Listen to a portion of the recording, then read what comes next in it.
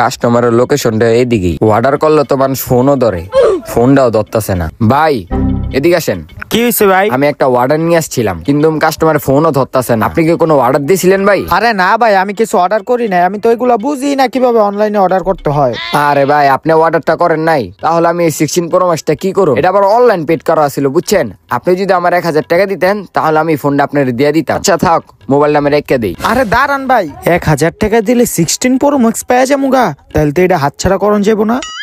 আরে ভাই আপনার লগে এতক্ষণ আমি মজা করতেছিলাম, আমি তো অর্ডারটা করছিলাম। দেন মোবাইলটা। 1000 না? হ 1000 টাকা। দাঁড়ান দিতেছি। এলন ভাই। আচ্ছা ভাই থাকেন। হ্যাঁ আচ্ছা ঠিক আছে, যান আপনি।